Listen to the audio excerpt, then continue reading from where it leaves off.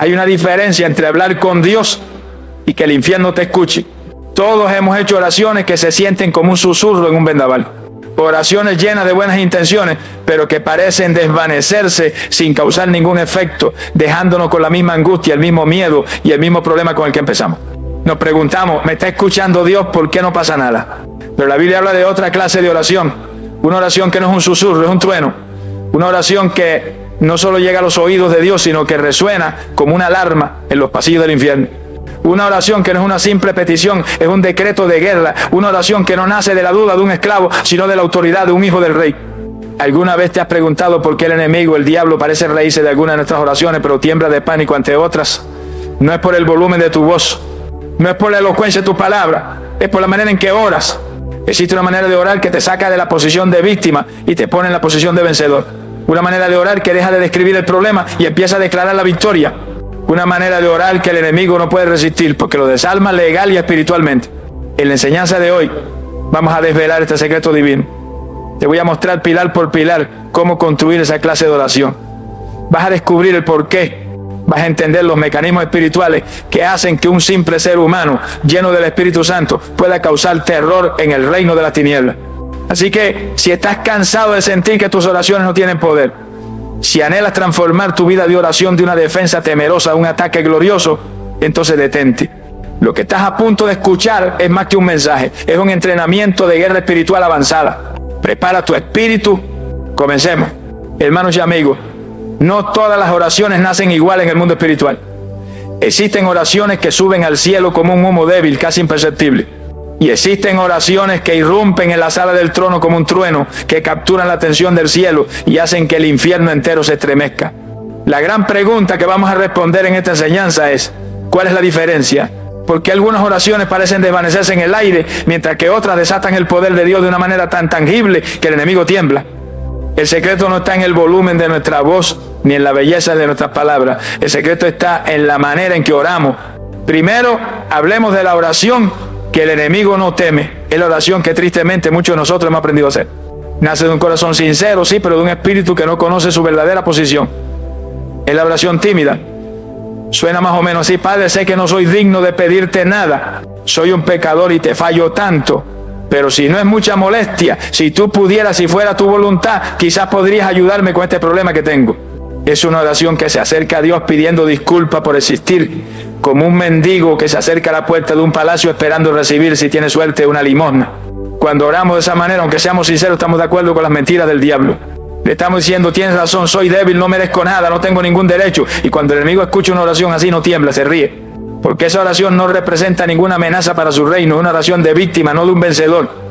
Nace de la culpa, de la inseguridad y de una imagen de Dios como un rey lejano y enojado al que tenemos que rogarle para que nos preste un poco de atención. Pero hay otra manera de orar, una que lo cambia todo, es la oración de autoridad. No es una oración orgullosa, sino una oración con una confianza santa. Suena completamente diferente. Suena así: Padre, vengo ante tu trono de gracia con confianza, alabado por la sangre de tu Hijo Jesús. Vengo no por mis méritos, sino por lo suyo. Tu palabra dice que por su llaga yo soy sano, así que en el nombre de Jesús declaro sanidad sobre mi cuerpo. Tu palabra dice que tú suplirás todas mis necesidades, así que te doy gracias porque la provisión ya viene en camino. ¿Sientes la diferencia? Es una diferencia como la noche y el día. La primera oración se basa en nuestros sentimientos de indignidad. La segunda se basa en los hechos consumados de la cruz de Cristo. La primera se enfoca en nuestra debilidad. La segunda se enfoca en el poder de su palabra. La primera espera a ver si algo pasa. La segunda le da las gracias a Dios por lo que ya sabe que va a pasar. Cuando el enemigo escucha esta segunda clase de oración, es cuando empieza a temblar. Porque esa oración no la hace un mendigo, la hace un hijo del rey. El fundamento de esta oración poderosa está en entender nuestra posición espiritual. El enemigo tiembla cuando dejamos de vernos como gusanos en la tierra y empezamos a vernos como Dios nos ve en el cielo. Y la revelación más explosiva sobre nuestra posición la encontramos en la carta a los Efesios, capítulo 2, versículo 6. Escucha bien esta verdad que puede cambiar tu vida de oración para siempre: y juntamente con Él nos resucitó y así mismo nos hizo sentar en los lugares celestiales con Cristo Jesús. Pensemos en lo que esto significa. No dice que un día nos sentaremos, dice que ya nos hizo sentar. En el mundo espiritual, ahora mismo, tú y yo no estamos de pie suplicando a las puertas del cielo. Estamos sentados y no estamos sentados en cualquier lugar. Estamos sentados en lugares celestiales y no estamos sentados solos, estamos sentados con Cristo Jesús. Estamos compartiendo su trono de victoria. de autoridad y de poder sobre todo principado y potestad. Orar desde esta posición lo cambia todo. Un rey no le ruega a sus enemigos, les da órdenes. Un rey no le pide permiso a la oscuridad para que se vaya, decreta que la luz sea hecha. Cuando oramos, no estamos tratando de subir nuestras peticiones al cielo, estamos orando desde el cielo hacia la tierra. Estamos tomando la victoria que Jesús ya ganó y la estamos imponiendo sobre nuestras circunstancias aquí en la tierra. Esta revelación es la base de la oración que hace temblar al infierno. El enemigo tiembla, no porque te tenga miedo a ti, él tiembla porque le tiene pánico a la autoridad de Cristo en la que tú estás sentado. Tiembla cuando un creyente normal como tú y como yo por fin se da cuenta de quién es, dónde está sentado y el poder que tiene a su disposición. La oración deja de ser una llamada de auxilio y se convierte en una declaración de guerra desde el cuartel general de la victoria. Esta verdad es el fundamento de todo lo que vamos a aprender. Pero quizás te pregunta, ¿y cómo hago eso en la práctica? ¿Cómo paso de saber que estoy sentado con Cristo a orar como alguien que de verdad está sentado con Cristo? Ese es el viaje que hemos comenzado hoy. Y el primer y más importante paso para orar de esta manera es un cambio radical en el punto de partida de cada una de nuestras oraciones. Amigos y hermanos, hemos visto que existen dos tipos de oraciones, pero la diferencia entre ellas no es un truco ni una fórmula secreta. La diferencia entre la oración que es ignorada y la oración que desata terremotos espirituales comienza con una sola palabra, la más importante de todas: identidad.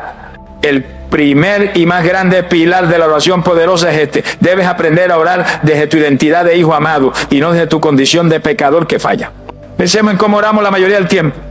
Nos acercamos a Dios enfocado en nosotros mismos, en nuestros errores de ayer, en nuestra debilidad de hoy, en nuestra falta de fe. Nuestra oración nace de nuestra condición. Decimos: Señor, yo sé que te he fallado, sé que no lo merezco, soy tan débil. Y aunque esto suena muy humilde y es sincero, es una falsa humildad. Es una humildad centrada en el yo, no en Cristo. Es una oración que sin querer le da más importancia a nuestro pecado que a la sangre de Jesús que lo limpió. Cuando oras desde tu condición de pecador, estás orando como un huérfano, como un mendigo espiritual. Estás de acuerdo con la acusación del enemigo. El diablo te susurra al oído: no eres digno, fallaste otra vez. ¿De verdad crees que Dios te va a escuchar después de lo que hiciste? Y tu oración, en lugar de refutar esa mentira, la confirma. El enemigo no tiembla ante esa oración, porque es la oración de alguien que no conoce sus derechos, que no ha tomado posesión de su herencia. Pero la oración que hace temblar al infierno nace de un lugar completamente diferente. Nace de tu identidad en Cristo. Imagina al hijo de un rey bueno y poderoso. Cuando ese hijo necesita algo, crees que se arrastra por el suelo hasta el trono, llorando, diciendo: oh gran rey, perdona mi atrevimiento, sé que no soy digno de estar aquí. Pero si no es mucha molestia, ¿podrías darme un pedazo de pan? Claro que no. El hijo entra a la sala del trono con confianza, se acerca a su padre, lo abraza y le dice: papá, necesito esto. Su confianza no se basa en lo bien que se ha portado, se basa en una sola cosa: él es el hijo. La sangre del rey corre por sus venas. Esa es la revelación que lo cambia todo. Cuando aceptaste a Jesús, la Biblia dice que fuiste adoptado en la familia de Dios. La sangre de Cristo te limpió de tal manera que Dios ya no te ve como un pecador culpable, te ve como a su propio hijo amado. Dejaste de ser un huérfano espiritual para convertirte en un príncipe, en una princesa del reino de los cielos. Y esa nueva identidad te da un nivel de acceso y de autoridad en la oración que es absolutamente extraordinario. La palabra de Dios nos da nuestro nuevo documento de identidad espiritual. En la carta a los Gálatas capítulo 4, versículo 7 nos dice: así que ya no eres esclavo sino hijo, y si hijo también heredero de Dios por medio de Cristo. Meditemos en esta verdad explosiva. Ya no eres esclavo. Un esclavo trabaja por miedo y no tiene derecho. Así orábamos antes. Pero ahora eres hijo. Un hijo se relaciona por amor y tiene todos los derechos de la casa. Y la revelación más grande es la que sigue: y si hijo también heredero. ¿Qué es un heredero? Un heredero es alguien que tiene derecho legal a las riquezas de su padre. Las promesas de Dios en la Biblia no son sugerencias, son los títulos de propiedad de tu herencia. La sanidad, la paz, la provisión, la libertad, para todo eso forma parte de la herencia que Cristo compró para ti en la cruz. Por lo tanto, cuando oras, ya no estás pidiendo una limosna, estás reclamando con humildad pero con firmeza lo que ya es tuyo por derecho de herencia. Es por esto que el enemigo tiembla. Él sabe que no tiene poder sobre un esclavo asustado que vive en la culpa, pero queda completamente desarmado y aterrorizado ante un hijo de Dios que se levanta, abre el libro de las promesas, que es el testamento de su padre, y dice con confianza: Padre, vengo a reclamar mi herencia. No por mis obras, sino por la sangre de Jesús y por tu fidelidad. Vengo a tomar posesión de la paz, de la sanidad y de la victoria que tú ya me diste. Así que a partir de hoy te animo a que cambies el punto de partida de tu oración. Antes de empezar a pedir, tómate un momento para recordar quién eres. Di en voz alta: yo no soy un pecador rogando por misericordia. Yo soy un hijo amado sentado en lugares celestiales con Cristo y me acerco con confianza al trono de la gracia. Orar desde tu identidad es el primer pilar. Es la llave que mete la ignición. Es el fundamento sobre el cual construiremos las otras armas de la oración poderosa. Pero esta identidad poderosa necesita un lenguaje para poder expresarse en el mundo espiritual. Necesita un vocabulario que el cielo siempre honra y que el infierno siempre teme. Y ese lenguaje no es el de nuestros deseos ni el de nuestras quejas. Es un lenguaje mucho más antiguo, mucho más poderoso e infalible que descubriremos en el siguiente paso. Amigos, qué revelación tan poderosa es entender que nos acercamos a Dios no como mendigos, sino como hijos amados con derechos de herencia. Esta verdad cambia nuestra postura y nos llena de una confianza santa. Pero esta nueva identidad necesita un lenguaje para expresarse, un vocabulario que tenga peso en el mundo espiritual. Porque el enemigo tiembla no solo por quién es el que ora, sino por lo que esa persona ora. El segundo pilar de la oración que desata el poder de Dios es este. Debemos aprender a orar la palabra de Dios y no solo nuestras opiniones o emociones. Pensemos en esto. ¿De qué están llenas la mayoría de nuestras oraciones? Están llenas de nuestras quejas, de nuestras descripciones del problema, de nuestros buenos deseos, de nuestros miedos. Decimos cosas como: Señor, me siento tan mal, estoy tan preocupado, por favor ayúdame, ojalá que esto se solucione. Y aunque Dios en su misericordia escucha el clamor de un corazón sincero, estas palabras no tienen autoridad inherente en el mundo espiritual. El diablo no le tiene miedo a tus opiniones, no le tiene miedo a tus sentimientos. Él puede argumentar contra ellos todo el día. Pero hay algo a lo que el enemigo le tiene un pánico absoluto: la palabra escrita de Dios. La Biblia no es un simple libro de consejos o de historias inspiradoras, es un arsenal espiritual. El apóstol Pablo la llama la espada del Espíritu. Imagina un soldado que va a una guerra y en lugar de sacar su espada, intenta pelear contra un enemigo armado solo con sus puños y sus gritos. Sería una locura, ¿verdad? Pues eso es lo que hacemos cuando oramos, basándonos solo en nuestros sentimientos, en lugar de usar la espada que Dios nos ha dado. La palabra de Dios tiene un poder legal en el mundo espiritual. Las promesas de Dios no son frases bonitas, son contratos firmados con la sangre de Jesucristo. La Biblia es el libro de las leyes del reino, es el testamento que nos declara herederos. Y el diablo, que la Biblia llama el acusador, es un experto legalista. Él conoce la ley. Cuando oras tus dudas y tus miedos, él se para delante de Dios y te acusa diciendo: ves, él mismo no cree que vayas a responderle. Pero cuando tú oras la palabra escrita, él tiene que callarse, no tiene defensa, no puede argumentar contra la propia ley de Dios. Entonces, ¿cómo se hace esto en la práctica? Es muy sencillo. Primero, identifica tu problema. ¿Es enfermedad? ¿Es escasez? ¿Es miedo? Segundo, busca en la Biblia una promesa de Dios que hable directamente a esa necesidad. Hoy en día es muy fácil, puedes buscar en internet versículos bíblicos sobre la sanidad o promesas de Dios para la finanza. Tercero, toma esa promesa y conviértela en tu oración. Por ejemplo, si tu problema es el miedo, te encuentras con la promesa de la segunda carta a Timoteo, capítulo 1, versículo 7, que dice: porque no nos ha dado Dios espíritu de cobardía, sino de poder, de amor y de dominio propio. Con esa espada en la mano, tu oración cambia. Ya no dice: Señor, tengo tanto miedo. Ahora declaras con autoridad: Padre, vengo a ti basándome en tu palabra. Gracias porque tú declaras que no me has dado un espíritu de cobardía, sino uno de poder, amor y dominio propio. Por lo tanto, en el nombre de Jesús, yo rechazo este espíritu de temor. No lo acepto. No es mío. Y en su lugar recibo ahora mismo tu poder para enfrentar esta situación, tu amor que echa fuera todo temor y el dominio propio para controlar mis pensamientos. ¿Ves el poder? Has dejado de escribir el problema y has empezado a decretar la solución de Dios. Dios mismo nos da la garantía absoluta de que su palabra nunca falla.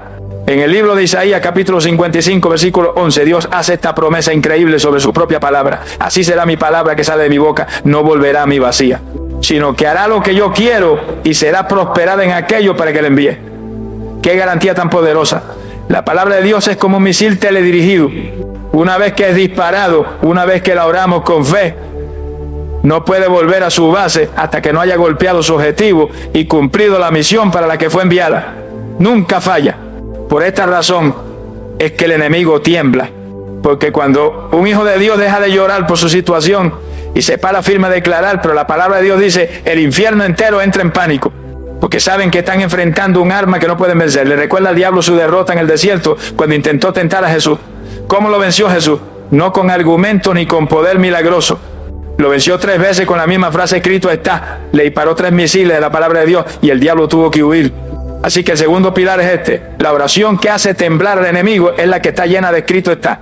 Es la oración que le recuerda a Dios su propia promesa y le recuerda al diablo su propia derrota. Es la que usa el lenguaje oficial del cielo. Te animo a que te enamores de la Biblia, a que la leas no como una obligación, sino como quien busca un arsenal para su batalla. Cada promesa que subrayas es una nueva espada que añades a tu armería.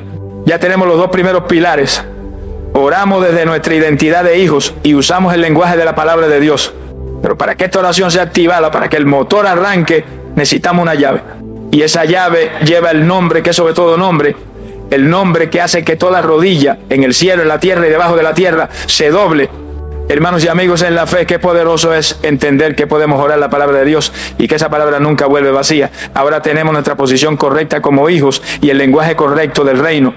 Pero para que esa oración sea activada, para que tenga una autoridad legal en el mundo espiritual, necesitamos un tercer pilar. Es la llave que le da a nuestra oración el poder para ejecutarse. Y esa llave es el nombre de nuestro Señor Jesucristo. El enemigo tiembla cuando oramos con la autoridad que hay en ese nombre. Por mucho tiempo, muchos de nosotros hemos usado la frase en el nombre de Jesús casi como una muletilla, como una frase para terminar nuestras oraciones. La decimos por costumbre, sin entender el poder explosivo que estamos declarando. Pensamos que es como decir amén o cambio y fuera. Pero hoy el Espíritu Santo quiere revelarnos que el nombre de Jesús no es una simple frase para terminar una oración. Es la razón por la cual esa oración tiene algún poder desde el principio. Para entenderlo, usemos una imagen muy sencilla. Imagina que el hombre más rico y poderoso del mundo te llama a su oficina. Te aprecia mucho y confía en ti. Y te entrega un documento legal firmado ante un notario que se llama un poder notarial.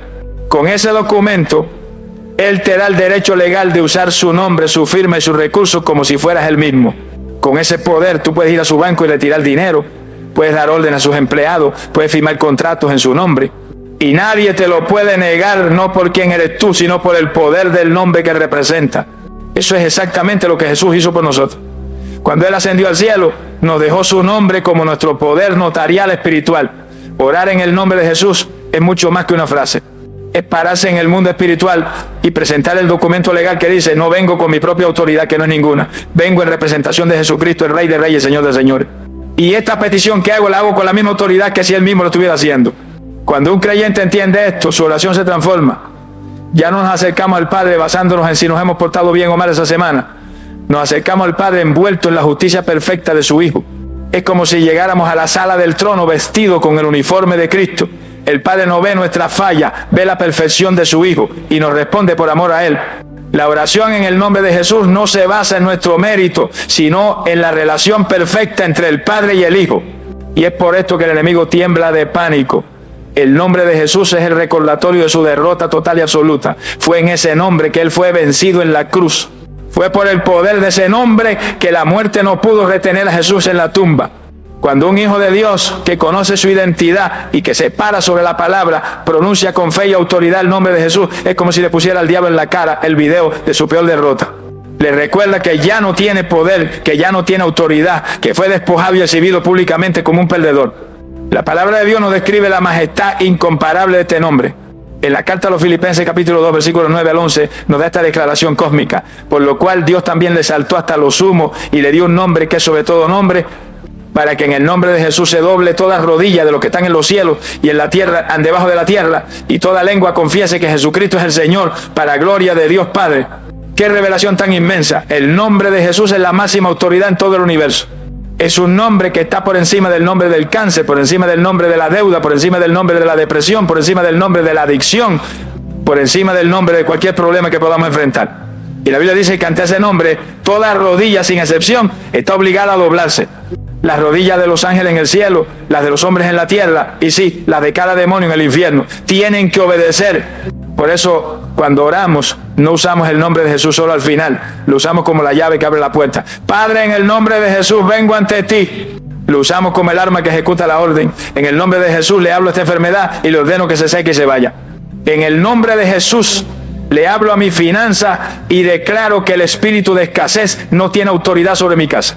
Dejamos de pedirle a Dios que Él haga algo y empezamos a usar la autoridad que Él ya nos dio para ordenarle al problema que se someta a la victoria de Cristo. Y ahora que tenemos nuestra posición de hijo, que conocemos el lenguaje de la palabra y que poseemos la llave de autoridad del nombre de Jesús, pareciera que ya lo tenemos todo.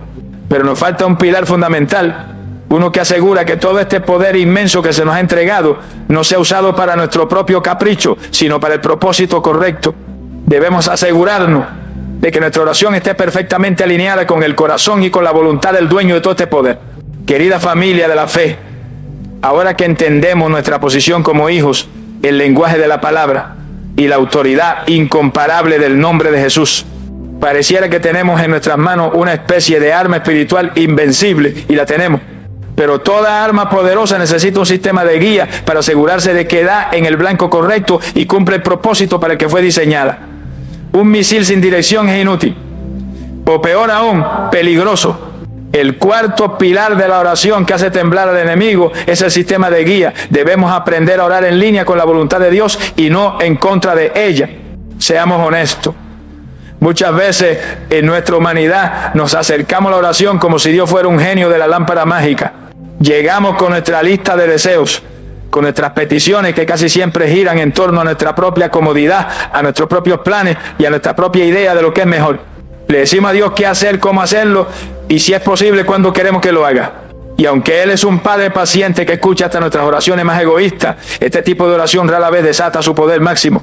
El enemigo no tiembla ante una oración caprichosa porque sabe que esa oración no tiene el respaldo total del cielo.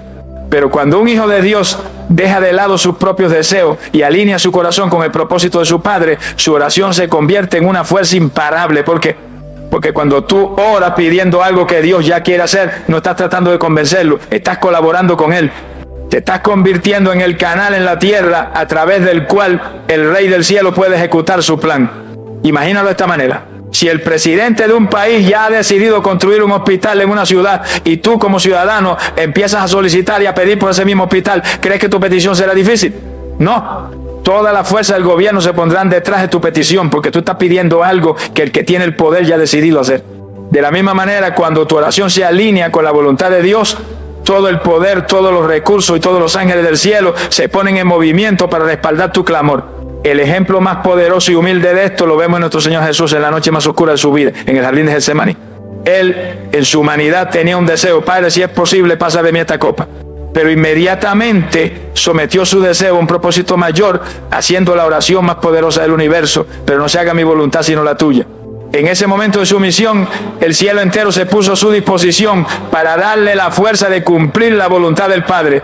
La oración que se rinde a la voluntad de Dios es la que obtiene el mayor poder de Dios. La palabra de Dios nos da una promesa increíble que es la garantía de que nuestras oraciones serán respondidas. En la primera carta de Juan, capítulo 5, versículos 14 y 15, leemos esta maravilla.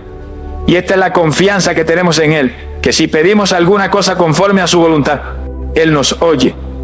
Y si sabemos que Él nos oye en cualquiera cosa que pidamos, sabemos que tenemos las peticiones que le hayamos hecho. Analicemos esta garantía. La condición es que pidamos conforme a su voluntad. Si cumplimos esa condición, el primer resultado es que Él nos oye. Es decir, nuestra oración es recibida con agrado, tiene acceso directo a la sala del trono. Y el segundo resultado explosivo: si sabemos que nos oye, entonces sabemos que tenemos las peticiones. No dice que quizás las tendremos, dice que ya son nuestras. En el momento en que una oración alineada con la voluntad de Dios sale de nuestra boca, la respuesta ya es un sí en el mundo espiritual. La manifestación en el mundo natural es solo cuestión de tiempo. Entonces la pregunta clave es: ¿cómo conocemos la voluntad de Dios? No es un secreto misterioso. La mayor parte de la voluntad de Dios ya está revelada claramente en la Biblia. Es su voluntad que seamos salvos, que vivamos en santidad, que amemos a nuestro prójimo, que perdonemos, que seamos sanos. Podemos orar por estas cosas con un 100% de confianza. Y para su voluntad específica en nuestras vidas, el secreto es cambiar la forma en que empezamos a orar. En lugar de llegar a decirle a Dios lo que queremos, empecemos por preguntarle: Señor, ¿qué es lo que tú quieres en esta situación? Muéstrame tu perspectiva.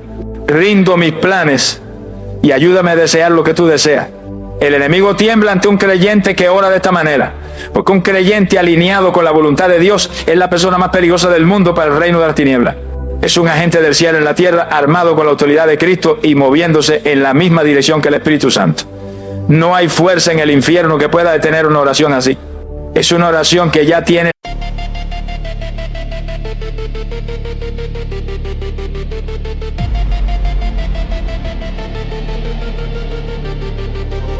You came like summer through my veins,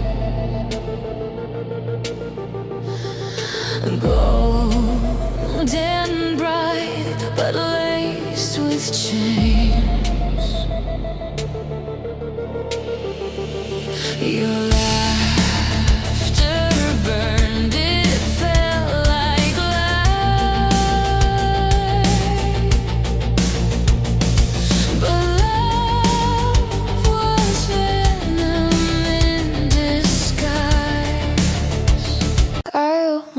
it on the way back home, but the words got stuck in my throat. You looked at me like nothing was wrong, so I let it go. We laughed about some random thing, like we were slowly fading out. Funny how we both can feel it, but never talk it out.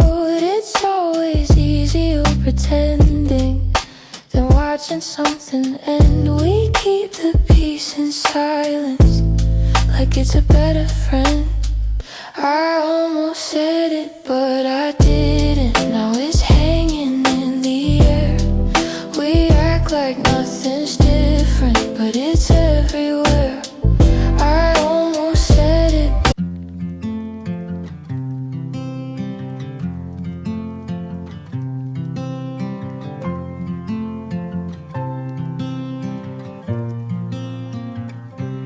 They said I'd break in heavy weather, bend too far and lose my shape. Carried storms I couldn't measure, wore the damage on my face. Tried to hide the cracks and fractures, like they made me less than whole.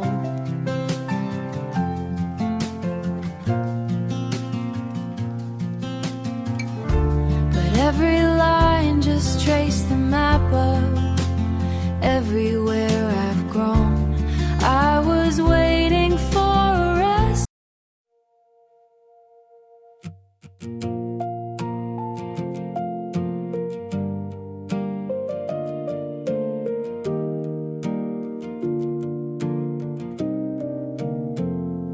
We stopped finishing our sentences, left them hanging in the air.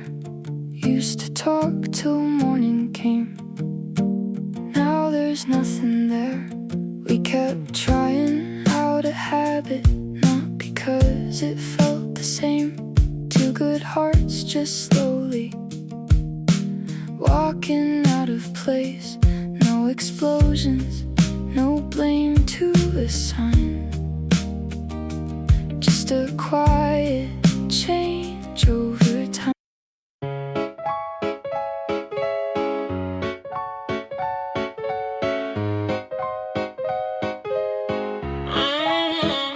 I wake up tired before the day starts. Coffee cold, same loop, restart. Everybody moving like they got a map. I'm just trying not to collapse. Notifications feel like pressure, even silence got weight now. Smiling just to look better while I'm falling through the crowd. They say you're doing fine, just keep it up, but they don't see what it costs. If this is what it takes to win, I think I'm already lost. I got a burnout halo, glowing under broken sleep.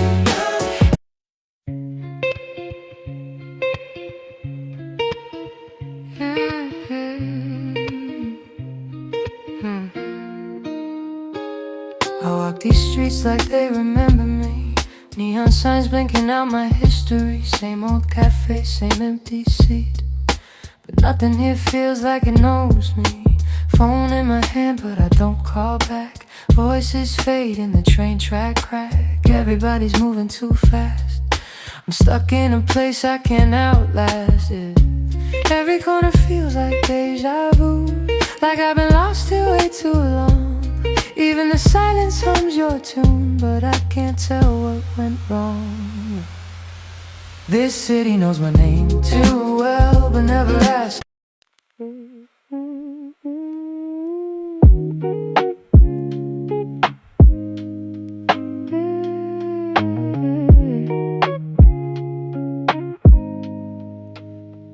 I was broke with a dream in the ballroom. Now I'm paid, but I barely got space to move. Numbers climbing like they got a life of their own. Funny how it feels quieter when you're known. Used to pray for a check just to pay my dues. Now I'm checking my soul, got less to lose. Every dollar got a story I can't erase. Every win got a shadow I gotta face. I bought time, but I sold my nights. Chased the glow, now I miss the light. What's the worth if I lose my name in the balance sheet again? What's the cost? You want a house with quiet mornings.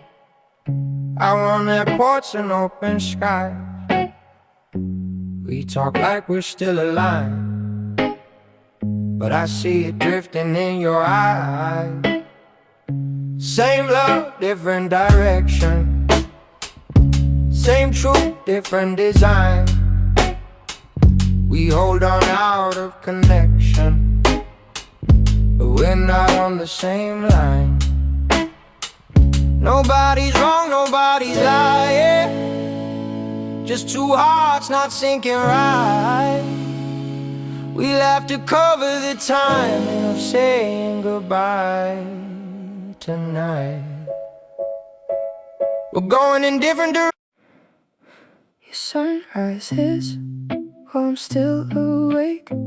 Different clocks, same ache. I trace your name on a fogged up screen, like it might close the space between. Late night calls with a fragile line. Your laugh arrives just out of time. We talk like we're in the same room still.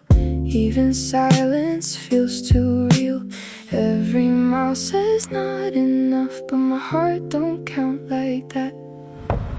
Love flies farther than the miles, through the dark, across the time. Every second draws the line. Back to you, back to you. Even worlds we can't align. I post a pic like I'm alright. Perfect light, perfect fake smile, but my room still feels too quiet. When the screen goes black at night, people say I look so fine, like they know what's on my mind. Double tap, don't read between lines. It's just noise to pass the time. I laugh in stories, not in real life. Feels easier to pretend. If I disappear for a while, would anybody even notice then? I got an offline smile that nobody sees but me. Online I look so alive, but that's not who I really be. I'm scrolling. You still ask me how I slept last night. Still leave tea by the counter light, but something in your voice feels far, even when you're standing right by. We talk about the weather first, like we forgot how hearts converse. Every word is soft and careful, like we're scared to make it worse. No fight, no storm, no breaking glass, just silence growing thick so fast. Two people learning how to stay while slowly drifting away. We're quietly falling apart. No thunder, no visible scars, just love turning into habit. And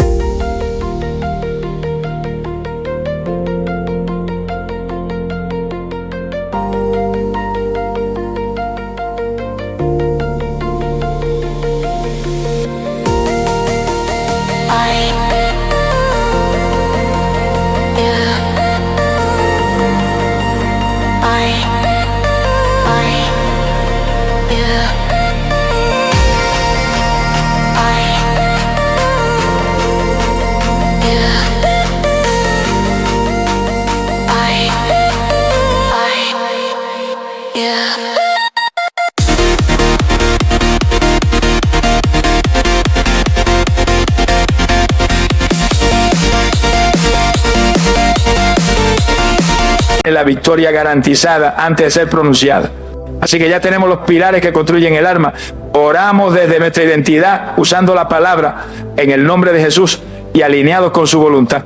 Parece que el arma está completa y lista para disparar, pero falta un elemento crucial. Falta el combustible que enciende el motor. Falta la chispa invisible que le da a todo este mecanismo su poder explosivo. Y ese combustible, mis amados, es el elemento más esencial de todo. Amigos y hermanos, hemos llegado a un punto crucial. Hemos aprendido a orar desde nuestra identidad de hijos, usando el lenguaje de la palabra, con la autoridad del nombre de Jesús y alineado con la voluntad de Dios. Hemos construido un vehículo espiritual perfecto y poderoso. Pero hasta el carro más potente y sofisticado del mundo no puede avanzar ni un centímetro si no tiene una cosa: combustible. El quinto pilar, el combustible divino que enciende todo el motor de la oración, es la fe. Una oración sin fe es como un disparo sin pólvora, hace ruido, pero no tiene impacto. La palabra de Dios es tan radicalmente clara sobre esto que nos deja sin aliento. Nos dice que sin fe es imposible agradar a Dios. No dice que es difícil, dice que es imposible.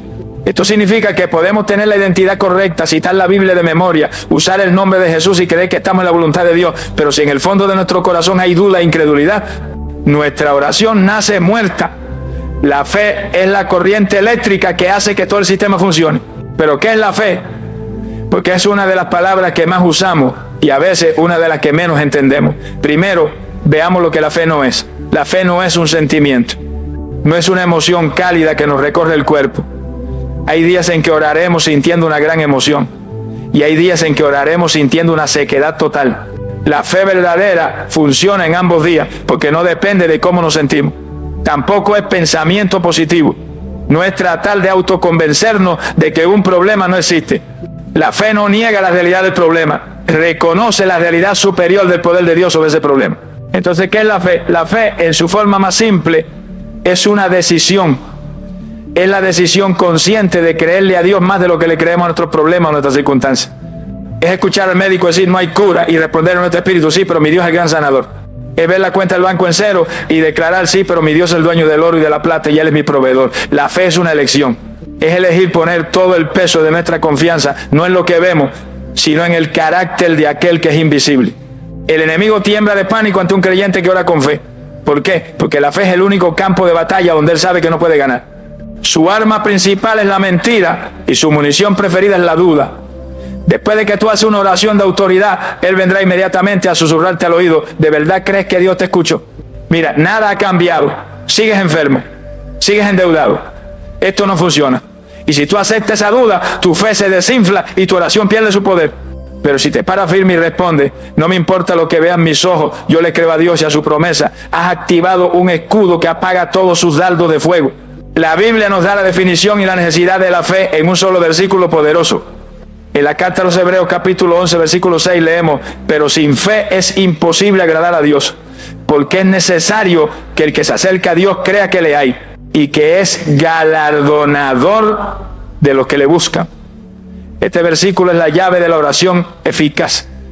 Nos dice que para acercarnos a Dios necesitamos creer dos cosas. Primero, que le hay, es decir, que Él existe, que es real, que está ahí escuchándonos. Pero la segunda parte es la que desata el poder. Debemos creer que es galardonador de los que le buscan. Galardonador significa que es un Dios que recompensa, que responde, que se deleita en bendecir a sus hijos, que lo buscan con un corazón sincero. La fe no es solo creer que Dios existe, es creer que es un Dios bueno. Es acercarse a Él no con la duda de a ver si me ayuda, sino con la certeza de sé que me vas a ayudar porque eres un buen padre y has prometido hacerlo. Esta fe cambia por completo el lenguaje de nuestra oración. La oración de la duda dice: Señor, si es tu voluntad, sáname. La oración de fe dice: Padre, gracias porque tu palabra dice que es tu voluntad sanarme y por lo tanto recibo mi sanidad ahora en el nombre de Jesús. La oración de duda pide y espera. La oración de fe declara y agradece por adelantado. Es una oración que se para en la victoria antes de verla. Y eso para el diablo es insoportable porque le demuestra que sus mentiras y las circunstancias visibles ya no tienen poder sobre ti. Así que tenemos el arma completa y cargada. Oramos desde nuestra identidad con la palabra en el nombre de Jesús, alineados a su voluntad y ahora llenos de fe. Parece que nada puede fallar. Pero hay un último ingrediente, uno que se necesita cuando hemos disparado nuestra oración de fe y al mirar la montaña todavía no se ha movido al instante. ¿Qué hacemos en ese tiempo de espera? Es aquí donde entra el pilar final, el más subestimado y el que nos asegura la victoria, la perseverancia que se niega a rendirse. Mis queridos amigos y hermanos, hemos llegado al último pilar de la oración poderosa y es uno que nuestra cultura de lo instantáneo ha olvidado por completo. Hemos aprendido a orar desde nuestra identidad, con la palabra en el nombre de Jesús, alineado a su voluntad y llenos de fe. Hemos construido el arma perfecta y la hemos disparado. Pero ¿qué sucede cuando después de orar abrimos los ojos y la montaña de nuestro problema sigue ahí, inmóvil?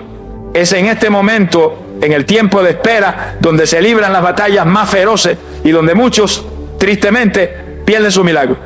El sexto y último pilar de la oración que hace temblar al enemigo es la perseverancia. Debemos entender la estrategia principal del enemigo. cuando él ve a un hijo de Dios orando de la manera correcta, sabe que no puede ganar en una confrontación directa. La palabra, el nombre y la fe son armas contra las que él no tiene defensa, así que cambia de táctica. Su plan ya no es derrotarte, es desgastarte. Él sabe que si puede hacer que te canse, que te desanime, que dude y que finalmente abandones tu puesto de oración, habrá ganado. Su victoria más grande no es vencerte en la batalla, es convencerte de que te rindas antes de que llegue el refuerzo. La perseverancia en la oración no es volver a pedirle a Dios lo mismo cada día porque pensemos que no nos escuchó la primera vez. No, Él nos escuchó.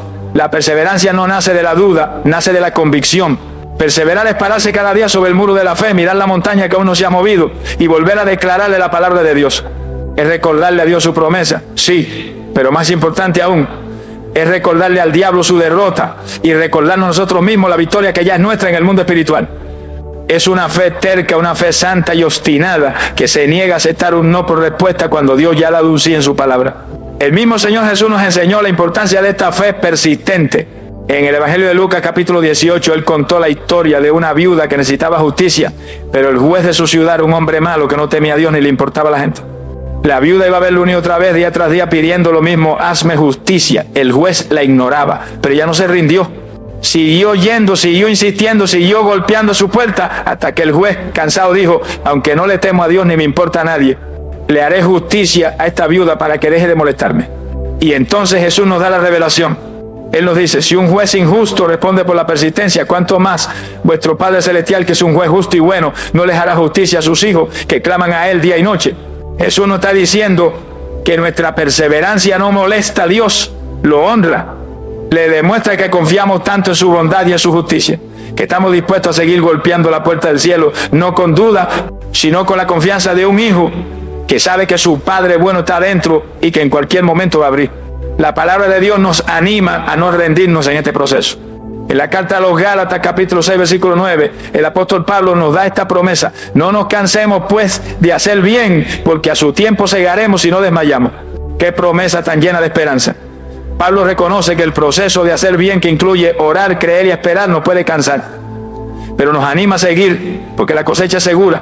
Y nos da dos condiciones: la cosecha llegará a su tiempo, es decir, en el tiempo perfecto de Dios, no en el nuestro. Y la segaremos sí, y solo si no desmayamos, es decir, si no nos rendimos.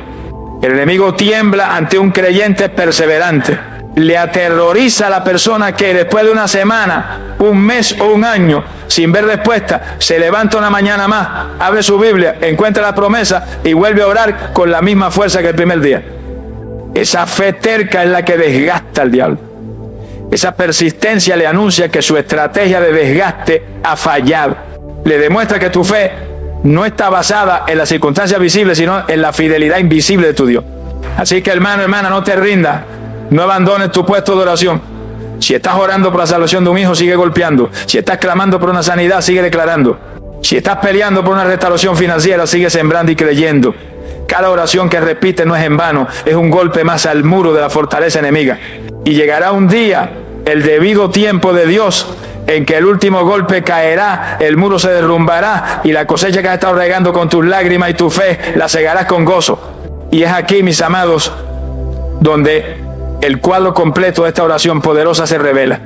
Hemos visto cada uno de los pilares por separado, pero ¿qué sucede en el mundo espiritual cuando un hijo de Dios que conoce su identidad se para sobre la palabra, usa el nombre de Jesús, se alinea a la voluntad del Padre, lo llena todo con una fe inquebrantable y además de todo se niega a rendirse?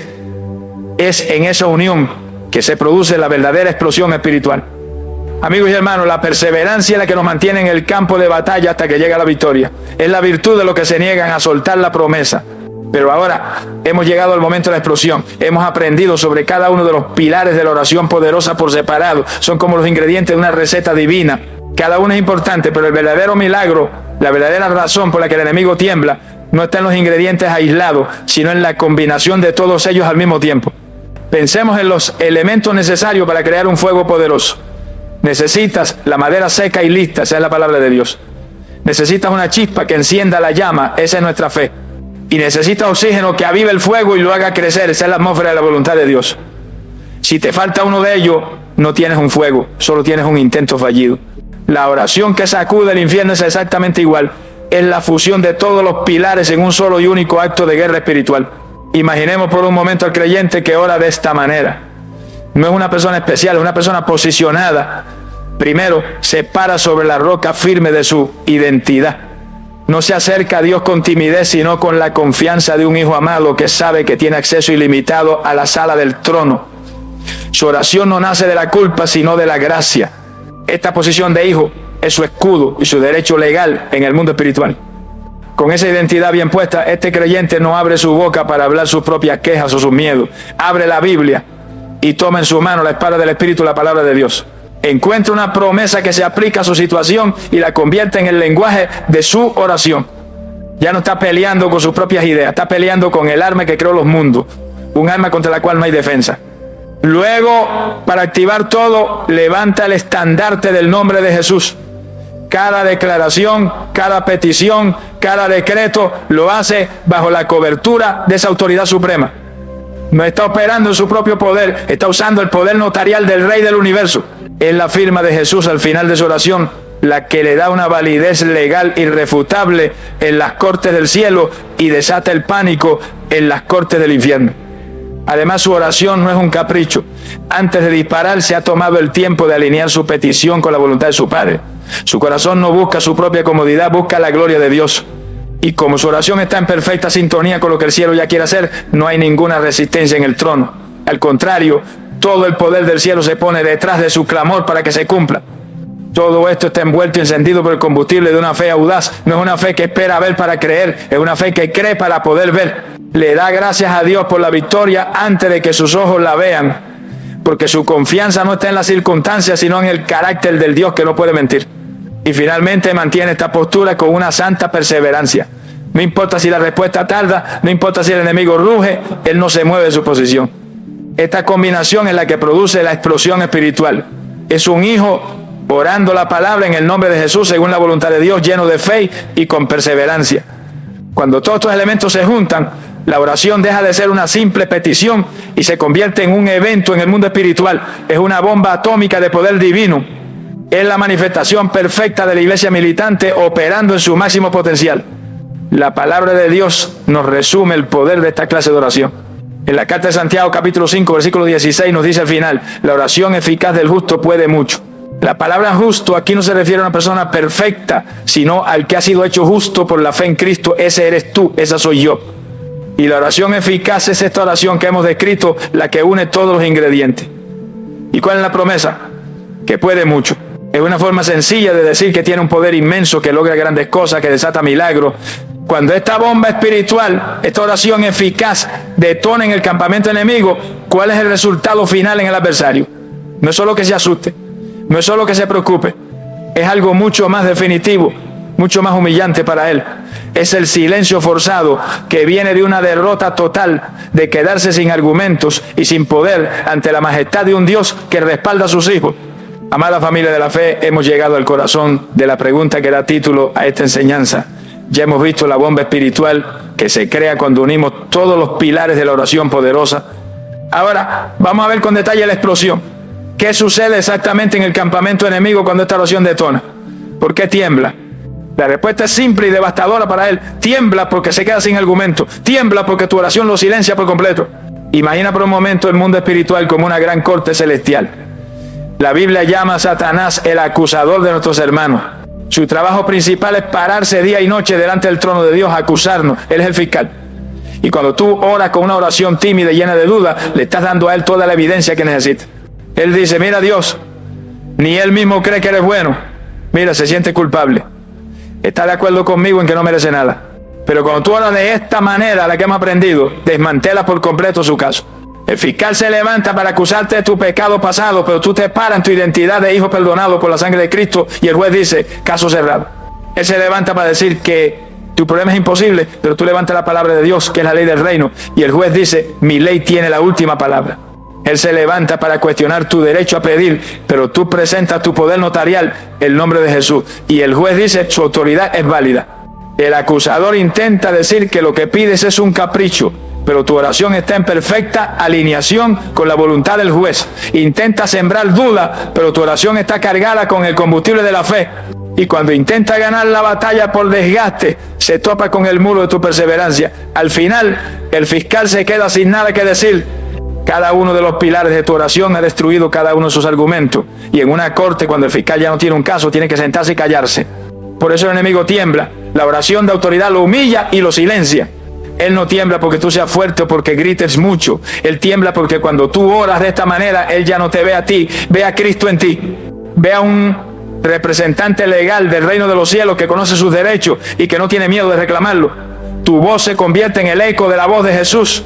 Tu fe se convierte en el escudo de Cristo. Tu perseverancia se convierte en la manifestación de la fidelidad de Dios. Él no tiembla ante un humano, tiembla ante la imagen de su vencedor reflejada en un humano que ha entendido quién es. Y este silencio no solo ocurre en la corte celestial, también ocurre en el campo de batalla de tu propia mente. Antes de conocer esta manera de orar, tu mente era un lugar ruidoso, lleno de las voces del enemigo, la voz del miedo, la voz de la ansiedad, la voz de la condenación, la voz de la duda. Pero la oración de autoridad no solo presenta un caso en el cielo, también da una orden en la tierra. Le ordena a esas voces que se callen en el nombre de Jesús. Y el resultado es una paz y un silencio interior, que son la evidencia de una victoria real. Esta victoria, mis amados, no es una simple sensación de bienestar. No es que nos hayamos convencido a nosotros mismos con pensamientos positivos. Es el resultado de una transacción legal y espiritual que ha ocurrido en el mundo invisible.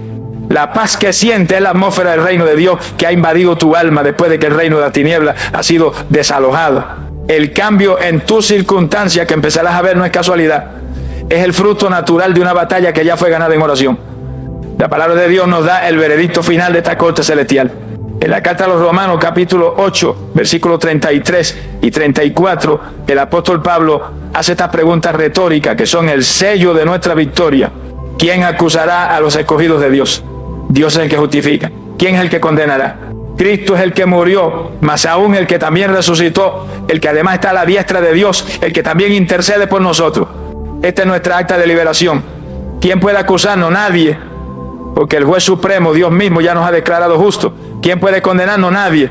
Porque nuestro abogado defensor es el propio Hijo del juez, quien no solo pagó nuestra fianza con su vida, sino que resucitó, derrotó al acusador y ahora está sentado junto al juez, intercediendo a nuestro favor. El caso está cerrado para siempre.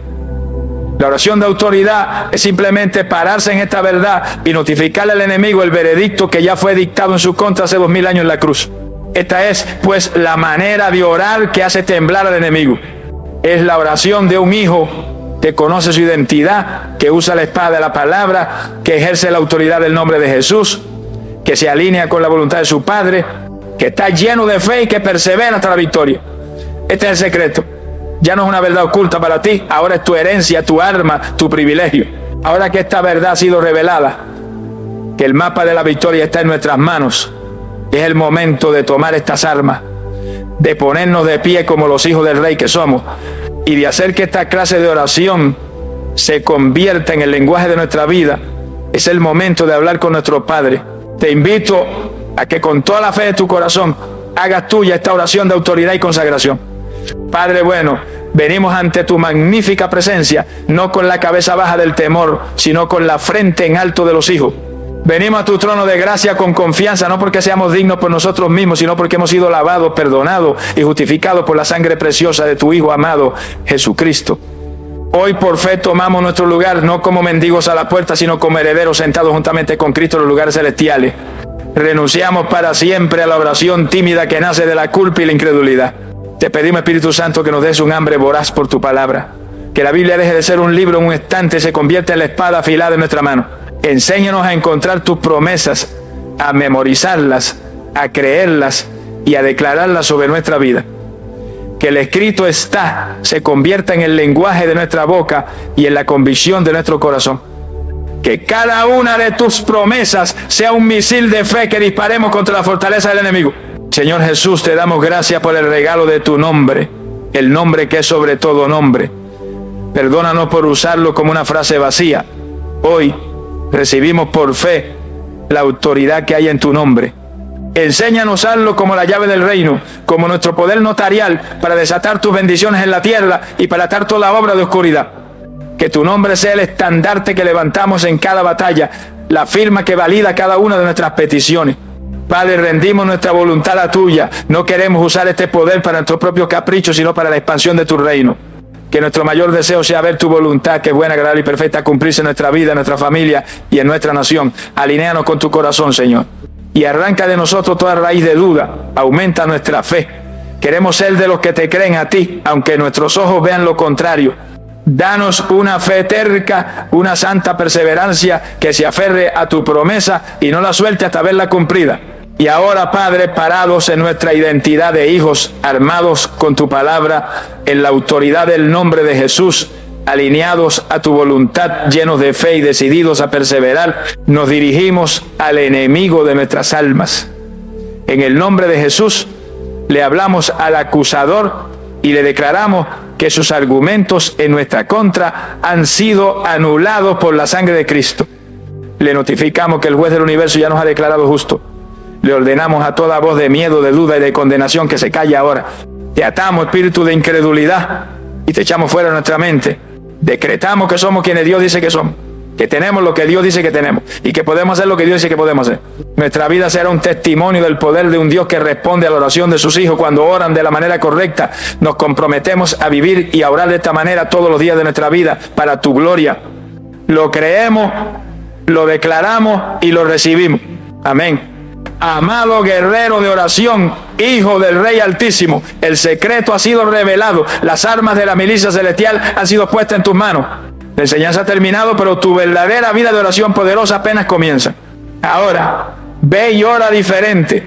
Deja atrás para siempre las oraciones tímidas y dudosas del pasado. Nunca más te acerques al trono como un mendigo. Has sido equipado y posicionado para la victoria. Recuerda quién eres. Un hijo sentado en lugares celestiales con Cristo. Recuerda lo que tienes. La palabra que es una espada y el nombre que es la victoria. A partir de hoy, cuando ores, el enemigo ya no escuchará la voz temerosa de una víctima. Escuchará el eco de la autoridad de Cristo a través de ti. Y si has recibido estas armas en tu espíritu, si has tomado la decisión irrevocable de cambiar tu manera de orar para siempre, te invito a que lo selles con una declaración de guerra contra el silencio. Primero, haz tu primer decreto de fe. Ve ahora mismo a la sección de comentarios y escribe estas 5 palabras que son una bomba atómica en el infierno. Amén. Mi oración tiene poder. Que tu comentario sea una declaración profética, un aviso formal al mundo espiritual de que un guerrero se ha graduado y se ha levantado en autoridad. Segundo, piensa en el ejército de Dios. Hay miles de creyentes sinceros que están orando como huérfanos sin conocer el poder que portan. Tu me gusta este video es como una bengala en la noche que ayuda a que este entrenamiento de guerra espiritual los alcance. Y cuando lo compartes, no estás compartiendo un video, estás poniendo una espada afilada en la mano de otro soldado de Cristo. Y finalmente, si tu espíritu anhela seguir siendo equipado y fortalecido con las verdades poderosas del reino, suscríbete y únete a este batallón. No te pierdas ninguna de nuestras próximas sesiones de entrenamiento. Gracias por tu valentía para recibir esta palabra. Ahora ve, que el Señor ponga su palabra en tu boca como fuego consumidor. Que te revista con la autoridad de su nombre como una armadura de luz. Que cada oración que hagas de ahora en adelante sea un terremoto en el infierno y una fiesta de celebración en el cielo. Ve y toma tu lugar como el vencedor que fuiste llamado a ser. Y esperamos, si Dios quiere, encontrarnos en una próxima sesión. Permanece en su victoria.